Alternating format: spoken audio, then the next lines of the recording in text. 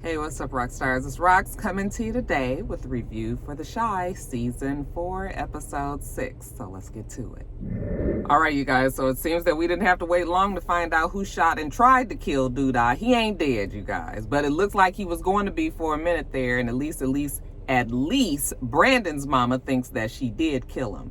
I was like, out of all the people, Lena just throws Brandon mama in there. I mean, she was very bitter in the last time that we saw her, but how random, right? I was just like, I mean, I guess. So anyway, we see him getting rushed to the hospital, and it looks like he's flatlining, you guys. Oh, but why didn't he flatline? Because he had a memory of Candy. That's right. Oh, Rosalind.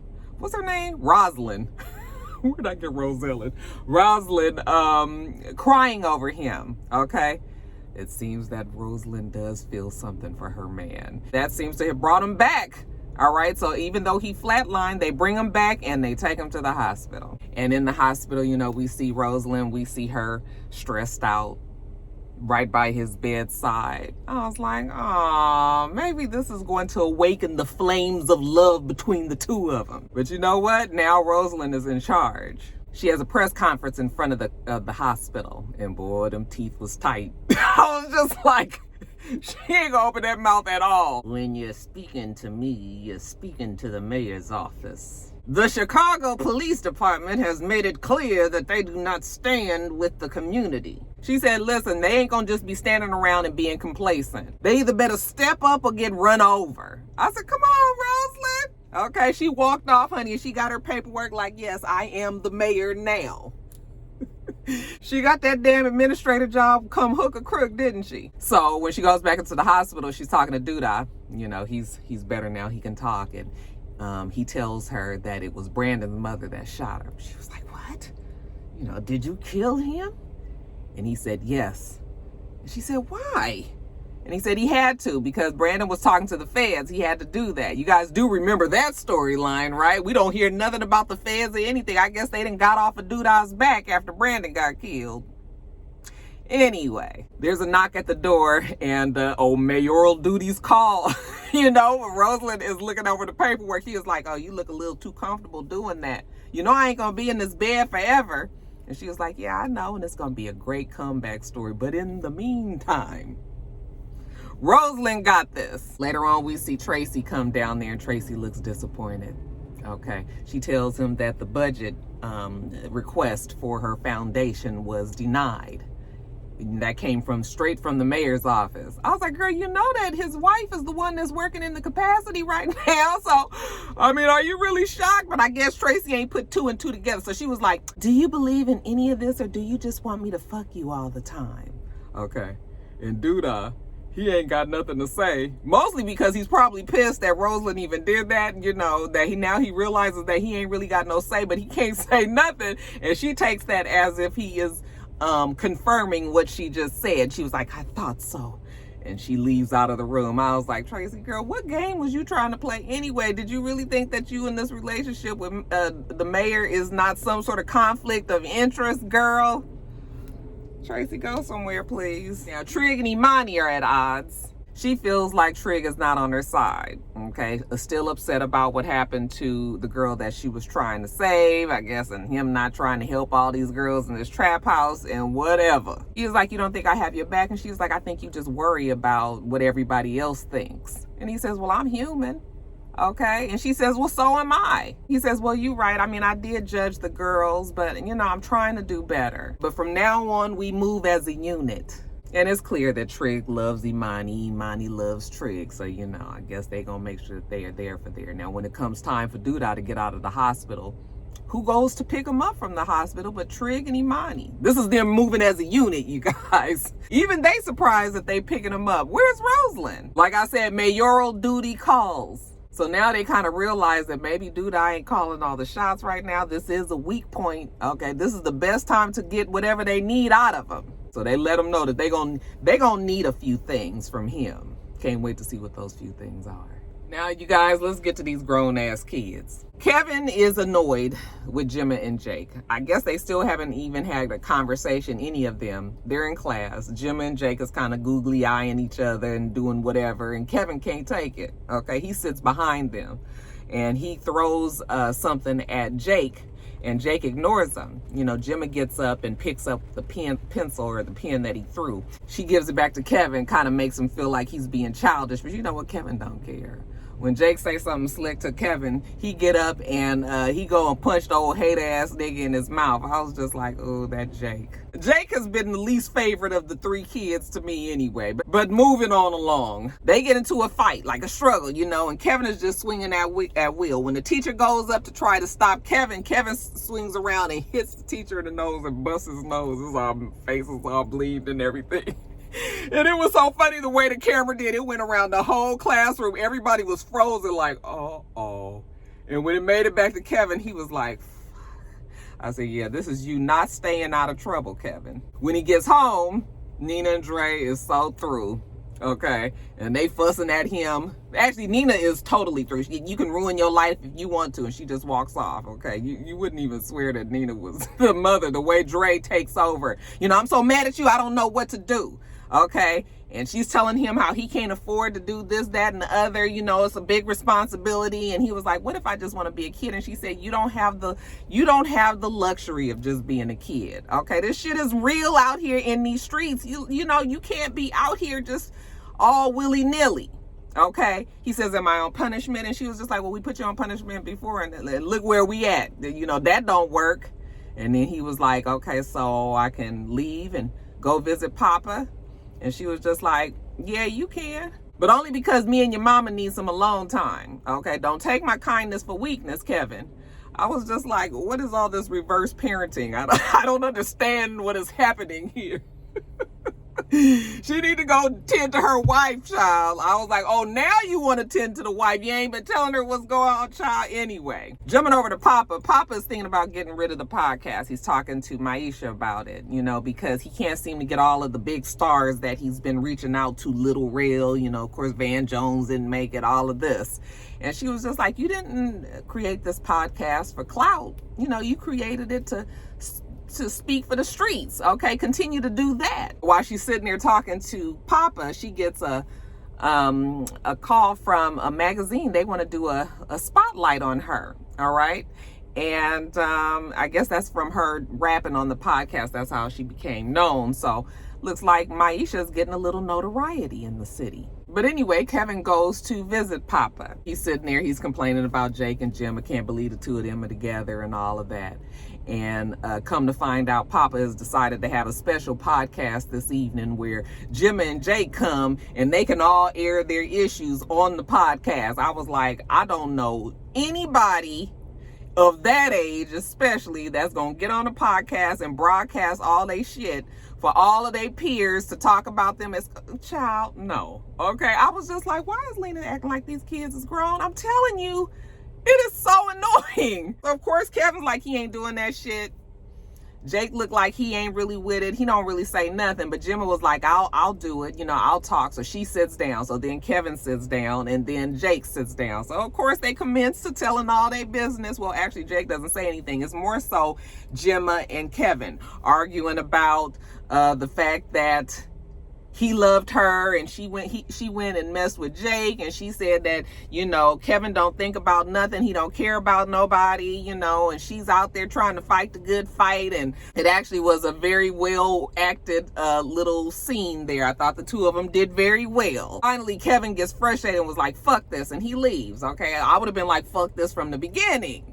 I'm not sitting there and telling my shit. Them two know what the hell they did. So then when he leaves, then Jake and Gemma leaves. And even though Papa was so hopeful for this podcast, you know, he said he felt the spirit when everybody sat down. Now he realizes that maybe that wasn't the best idea. During the conversation that Jake and Gemma had, Maisha said, just because you start with somebody doesn't mean that that's how you'll finish. Okay, you might not be with that person forever and ever. And now Papa, now that everybody's gone, he wants to ask Maisha about it. What did you mean by that? And she was like, will you stop reading into everything. Everything doesn't mean anything between you and I. Now, did I tell you guys that Kevin was suspended indefinitely? Okay, well, he was suspended indefinitely. And that is why his mama Nina was like, ruin your life if you want to. So now what do we do with Kevin? Well, Dre takes Kevin down to Tracy's foundation because I guess Dre is working with Tracy as well.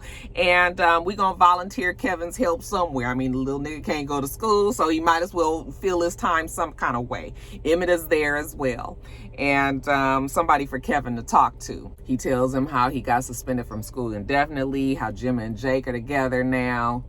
And Emmett was like, yeah, that's kind of tough. But shitty things happen to us all the time. It's just so that we can learn something. It happens to teach us something. So hopefully you'll learn something out of this whole experience. Yeah, don't trust that fucking nigga Jake or Gemma. And you guys will be happy to know that we see Dre working in her capacity, where she got her degree. And you guys, she is actually counseling.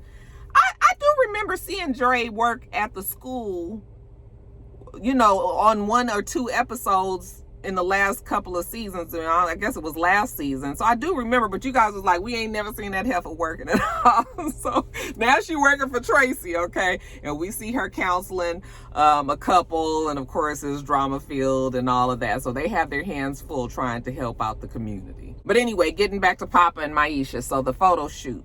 Okay, he's there with her. It's her supportive boyfriend. And Maisha is the focus of the day. You know, they have her made up. They have her in a, you know, in a beautiful outfit, you know, and it's dramatic. And it's got, you know, like a halo around her and, you know, all of this. And you can tell she looks regal and she is loving this. And even Papa is happy to see his girl up there on the platform like that. After they take their pictures, they sit down with the interviewer, and I guess it is Maisha, Papa, and I guess that's her mother. I was like, that don't look like the mom that she had before, but I don't really remember. We only saw the mama a couple of times. But anyway, so the interviewer is talking to her, asking her questions. Papa tries to take over the interview, you know, jumps in, talks over Maisha. She's not allowed to really answer the questions that the lady is asking because Papa's so busy answering them for her. And she's very patient. You know, she just kind of smiles to herself. But yeah, I was like, Papa, you about to be on your last days, bruh. And of course, afterwards, she asked him about it. Like, why did you talk so much, you know, during my interview? And he was just like, oh, I was just trying to be supportive. And she was like, yeah, I know you're trying to be supportive, but, you know, it was my day. She wanted to shine, and you talking about your podcast. And he said, well, he wanted to shine as well. He wants them to shine together. Basically, Maisha's trying to tell him, like, listen, Papa, sometimes I want all of my attention. Give me my flowers, okay? I don't need you as my man sitting over there, you know, promoting your podcast while this interview is supposed to be about me and, you know, all of that. So, of course, everything that she says, Papa has a return for. Like, you don't want us to shine together? You don't want us to be supportive? You don't? I was just like, oh, Papa, now you getting on my nerves. But jumping back over to Jake and Gemma. So he says that he loves Kev and everything, but it doesn't matter. Whatever is happening now is not going to change anything. You know, him and Gemma might as well just stay on this track that they're on, basically. So, you know, they're kissing. And it seems that Gemma is over at Jake's house, in his room, and things get hot and heavy. Okay, and now next thing you know, she on top of him, look like her shirt is off or open or whatever. And while it looks like they're about to move on to the next, I said, Gemma, girl, I guess she loves the bad boy, right? I can't even understand why Gemma is so drawn to Jake anyway. It's not like he is really on the same page as her when it comes to fighting the power either. The only reason why Jake is involved in all of this is because he was beat up by the police. Otherwise, he wouldn't be out there trying to fight the good fight with that girl. So why is she, you know? So anyway, I mean, these are kids, I gotta remember. So, you know, you gotta remember that they have kids' way of thinking. But they kissing or whatever, and then Trig busts in the room. Oh my God, like, what are y'all doing? You know, and Imani was just like, everybody calm down. We were all young at one time, you know, little girl, come with me. And then Trig sits down with Jake, and now it's time to talk about the birds and the bees. You know, Jake was like, I've been fucking. He was like, yeah, that's the problem. You know, you've been fucking, but you ain't, you know, taking care of your woman. You know, you got to make sure that you take care of their heart, you know, and that you don't use them, and that you got to be doing it for the right reasons. And, you know, so he gives him that whole speech. At the same time, Imani is talking to Gemma about, you know, what happens and how they, you know, as young kids, they have all of these desires and everything, but, you know, it still has to be for the right reasons. So they try to be the parents to Jake, and give both Jake and Gemma some good advice. And then next thing we know, here come Gemma, daddy come. I was like, now what is he doing over there? I mean, another random moment. I was just like, ain't no way that this man would be over at Trig's house. This is the trap house that Reggie used to have. Now all of a sudden, this man who is the who's who in Chicago is over there picking up his daughter. Like, I was just like, this is all just so crazy and random and weird, you know. But anyway, now Jake is with Gemma, so she gives him a hug goodbye, and then her and her daddy leaves. I was like, I mean, I guess. Then jumping back over to Papa, Papa is telling Maisha that maybe they shouldn't work together anymore, you know, because it brings too much strain on their relationship. And she was like, you know what, I agree, you know. And she was like, actually, I think that we need some time apart. And he was like, no, I wasn't saying no time apart, you know. I just said we don't work together. She was like, no, I'm saying time apart. And she gives him that little reassuring smile that she gives as she walks away. And I was just like, why am I only caring about these kids part of the show? I mean, really, they could get rid of Doodah's thing. I don't even know why we even have Doodah and Candy. I mean, Rosalind. Like, that storyline is crazy. The only one that's been good has been the kids' storyline. Go figure. Now, Tiffany and Dominique have a meeting of sorts in the stock room of the restaurant. They're into this weed business together, and Tiffany has fully forgiven Dominique. I mean, I guess she knows what kind of man she has in Emmett. I was still like, girl, you better than me. But I mean, I guess, you know. And she said that she's glad that they went into business together.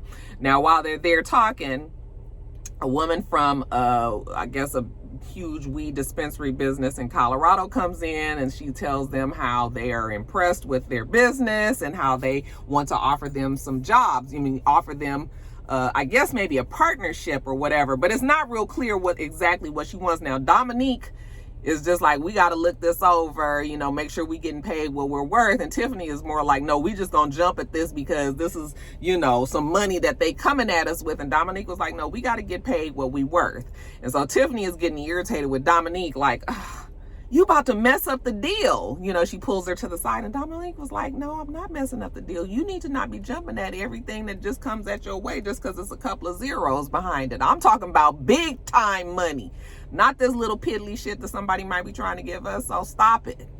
I said, good thing that Tiffany is with Dominique, because Tiffany ain't got no good sense. I mean, she's street sense, and Dominique looked like she got some book smarts. So later on, Tiffany and Emmett is over at Jada's, and poor Jada is sick, of course, laid out, and she's just telling them about the business that you know, Colorado, the people that had came and had offered them the money, but, you know, she want to take it and run, but Dominique is holding out. But you know what? Enough about that. How are you feeling, Jada? Jada was just like, you know, and she says, but Sway told her that he loved her. And, you know, Tiffany was like, oh, of course, Emmett is still over there hating on the sidelines, but it looks like he's finally coming around to this relationship. I guess he don't really have any choice. Jada's just really sick, okay, not up for this company and all of that. So Tiffany is like, okay, she and the baby are going to leave. Emmett's like, I'm just going to stick behind, you know, try to be there for his mom. And it's just still so sad. He's just like so worried about Jada. I'm hoping that the lady can pull through this. But later on, you guys, we see Iman Shumpert. I was like, I'm about pretty sure that was him. Dominique and Tiffany are at the restaurant, and he just comes back in the back. Like, you know, are y'all the girls that have the weed business? And they were like, yeah. And he decides that he wants to be a part of the business. I guess he got some money and he do something in the city and whatever. And I was just like, so you had a problem with the lady from Colorado who had these official papers and all of this, but then you just some nigga off the street coming like, who was he? Can y'all tell me who he was and why they were so quick to just be like, okay, yeah, we can do that with him? But was it because the other chick was white and they didn't trust that, and now we got this black guy coming in? Child, I was just like, Okay, whatever. So I guess they're about to expand the business. Now let's get over to Nina and Dre's fool of fucking niggatry. So Dre is over at Jada's house and they're sitting on the stoop, and Jada is just, you know, you get to that point where you just have breakdowns.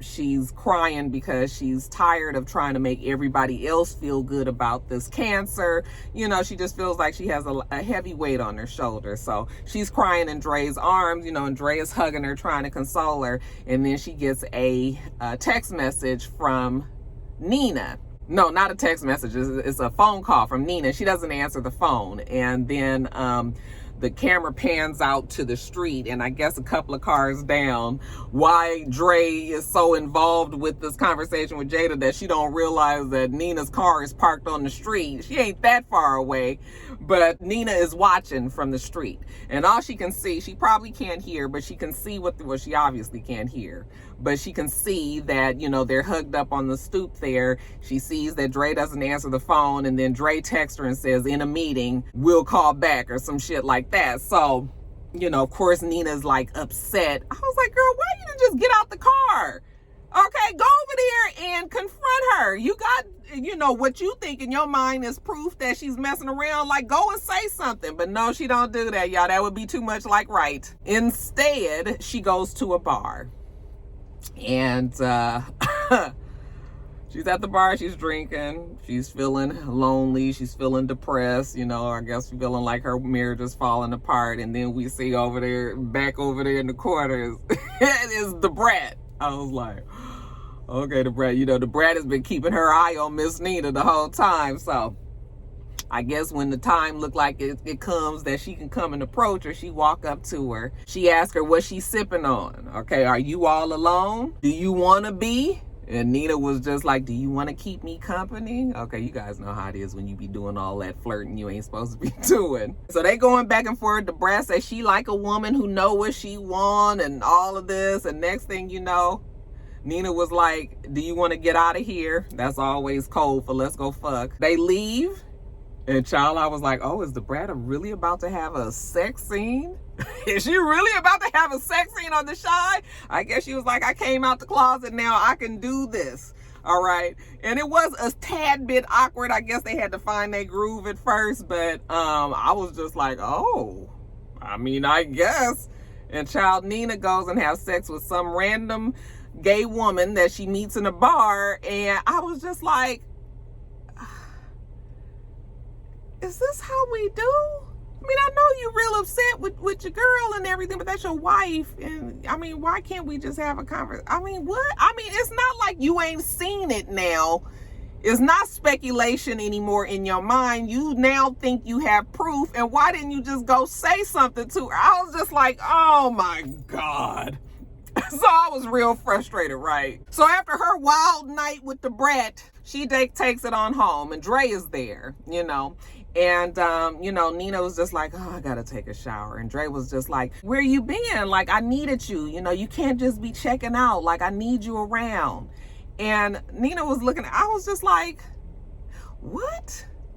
Now, granted, you ain't fucking around with Jada or anything, but you ain't did what you needed to do either. You have not communicated anything with your wife about why you've been so unavailable, lying about where you are, not answering the phone calls, sending these random text messages. I was just like, how you gonna tell her she can't check out because you need her? It's a lot of shit going on. Yes, it is a lot of shit going on that you causing. So miss me with this, okay? But anyway, when are you gonna tell me the truth? I saw you with Jada. Tell me the truth. And finally, Dre breaks down and says, she has cancer.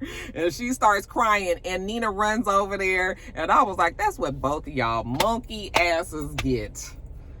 I am so mad at Dre. I'm so irritated with Nina. And this just like, you guys have both just created this situation in your marriage now that it just did not need to go there.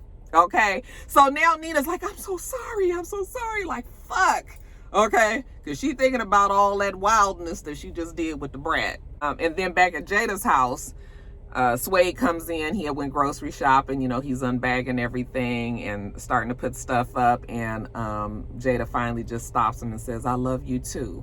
And, you know, he's so happy to hear her say that, you know, he kisses her, and it looks like Suede is in there truly for the long haul. Now, jumping over to Keisha. Keisha's back at work, and, you know, the guy there that looked like he might be interested, he was like, oh, welcome back. You know, what did you have? And she said, a boy. And he said, what did you name him? And she said, his new, you know, adopted mother will name him. And he was like, oh, I'm sorry, you know, like he didn't know that. But he asked her to dinner, and she doesn't say no, but she says, let me think about it, you know. So he seems to be happy with that. He'll take a let me think about it. You didn't say no, so halfway there, right? So, you know, Keisha's at home and she's pumping milk, and she looks depressed because you pumping milk and you can't even give it to your child, you know. So she's kind of bummed. She goes and looks at herself in the mirror, and next to the mirror is a picture of her when she was running track.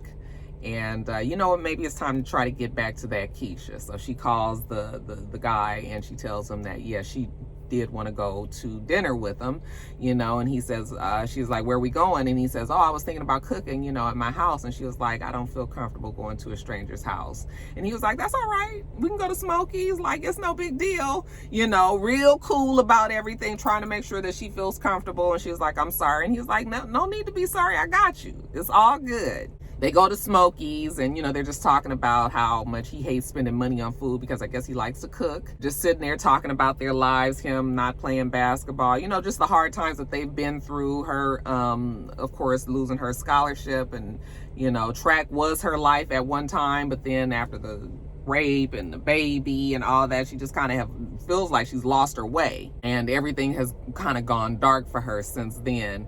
And when the guy reaches out, try to touch her hand, you know, she has a flashback and she jumps and she starts to hyperventilate. And he was like, wait, whoa, okay, it's okay, you know, you just need to take some deep breaths. So he tries to calm her through it, like, okay, I'm gonna count, and, you know, you take some deep breaths. So she's over there and she's hyperventilating, and he counts, and she finally calms down.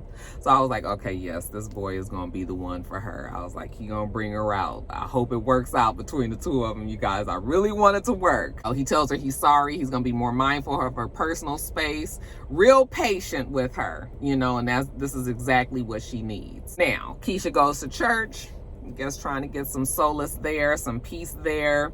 Afterwards, after the service, this is at Papa's dad's church. After the service, she sees an old friend of hers, and her friend is happy, you know, she's engaged, and you know, just life is so good. She couldn't, you know, she didn't expect for any of this to happen. And I think Keisha wants to have that same feeling in her life as well. When she's leaving, Papa sees her, and he's just talking to her and telling her how, you know, Maisha thinks that he was hating on her career. I mean, hating on her and trying to take over. And she was like, well, were you? And he was like, no, he don't think that he was. And she said, well, you just got to try to work that shit out. Like I told you, Maisha done told him that she's ready to take a break here. So there will be no working out of that, at least not right now.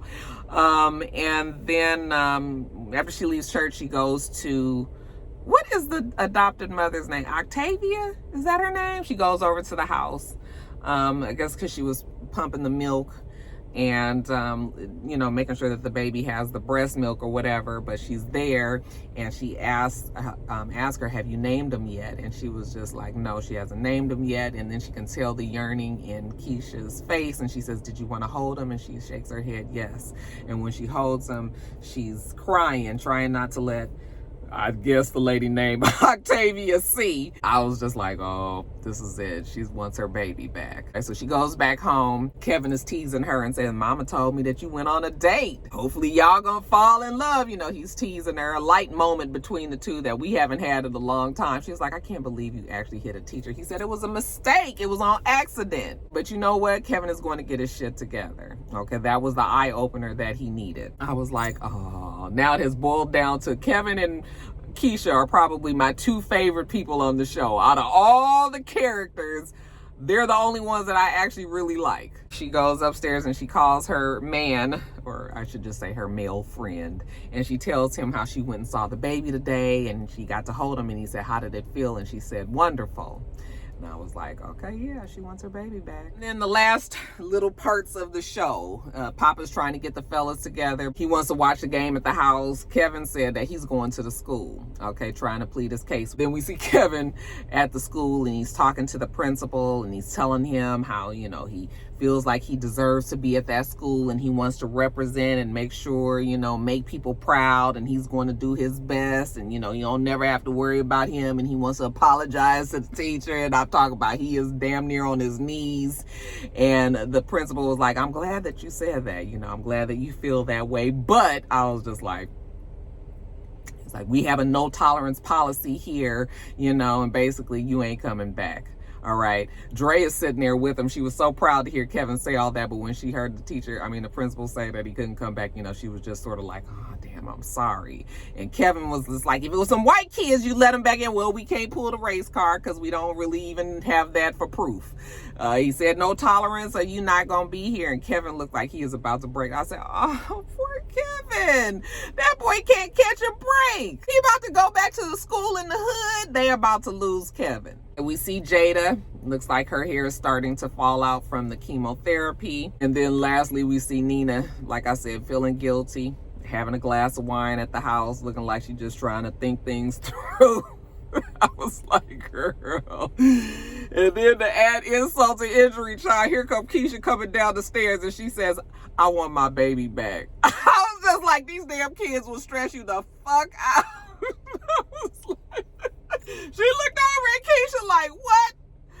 Girl, don't come to me with this shit today. I got way more things to worry about. Now, we done gave a baby to this lady, and now you want to try to get your baby back. And we gonna see how nice Octavia is with all of her, you know, worldly knowledge and, you know, the love that she has and everything, girl. How she gonna be when she find out that she might be losing that baby? If Keisha might try to get that baby back, we'll see. But I was just like, I just couldn't help but laugh at the end because Nina was just like, Lord, not again. I said, girl, we done all been there. These kids drive you damn crazy.